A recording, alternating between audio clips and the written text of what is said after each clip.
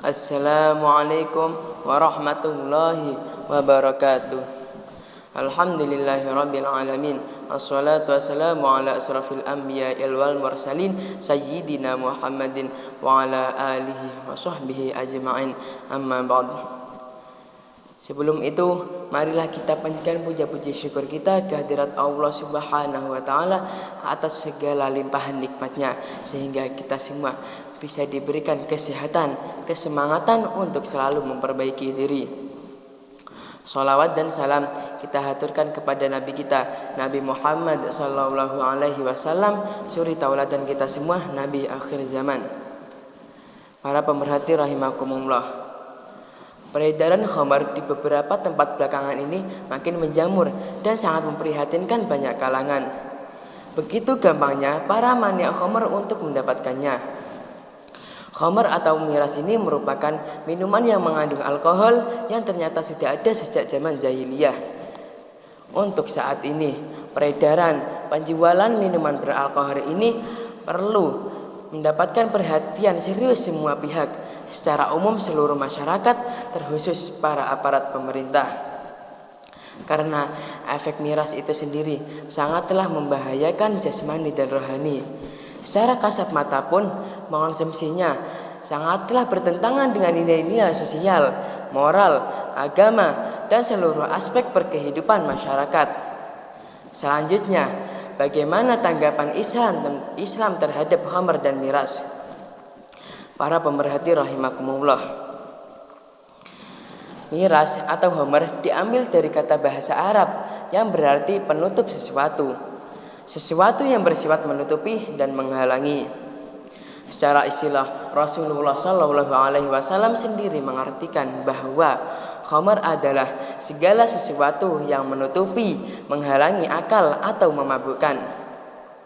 Meminum khamar, arak, tuak, dan sejenisnya merupakan gaya hidup dari zaman jahiliyah hingga zaman sekarang pun.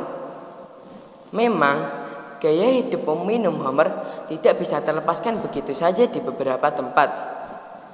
Alasan orang-orang yang meminumnya juga sangat beragam.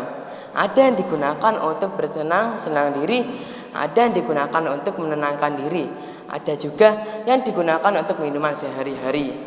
Lantas, karena sudut pandang di atas, syariat Islam tidak langsung mengharamkan khamar.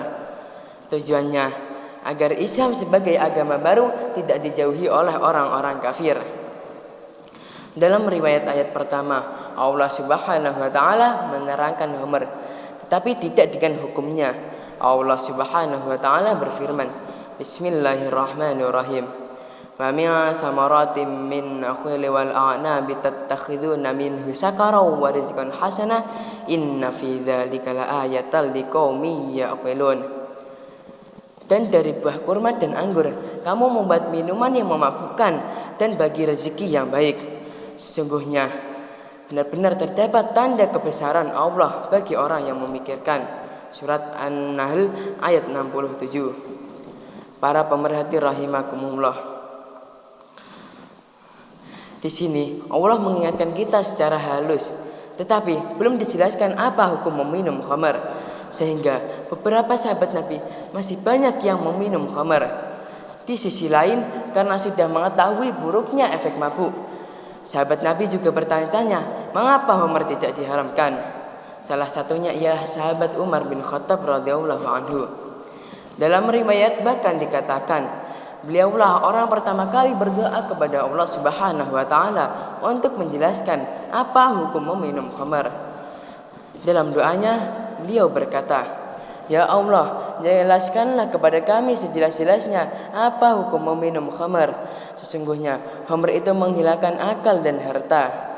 Singkat cerita, doa beliau dikabulkan oleh Allah Subhanahu wa taala, tetapi tidak ada hukum haram yang dijelaskannya. Para pemerhati rahimakumullah, meminum khamar juga bisa menghilangkan akal dan harta kita. Di sisi lain, orang yang meminum khamar bisa disebabkan untuk marah atau sulit untuk mengendalikan diri, sehingga bisa menimbulkan adanya pertengkaran antar kelompok. Sehingga Allah Subhanahu wa taala menurunkan ayat yang mengharamkan khamr secara mutlak. Ayat itu adalah surat Al-Maidah ayat 90 yang berbunyi Bismillahirrahmanirrahim.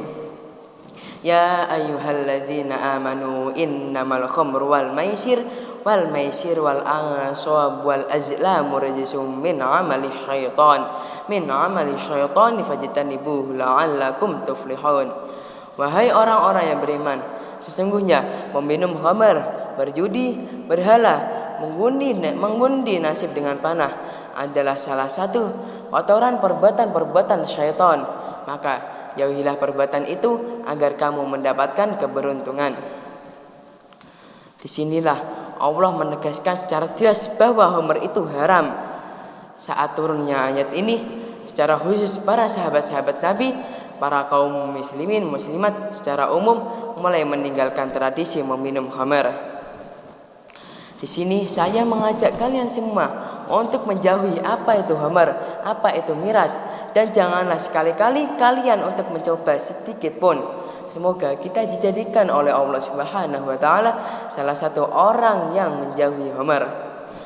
Para pemerhati rahimakumullah, dari ayat-ayat di atas bisa disimpulkan bahwa khamar memang sudah ada sejak zaman jahiliyah, mungkin sebelum zaman jahiliyah. Maka memang sudah wajar di beberapa tempat melegalkan khamar. Kembali kita banyak bersyukur kepada Allah Subhanahu wa taala atas nikmat iman dan Islam. Dengan diharamkannya khamar dan miras ini menunjukkan bahwa hanyalah Islam satu-satunya agama yang memikirkan kesehatan jasmani rohani umatnya. Akhirul kalam, ihdinas siratal mustaqim. Wassalamualaikum warahmatullahi wabarakatuh.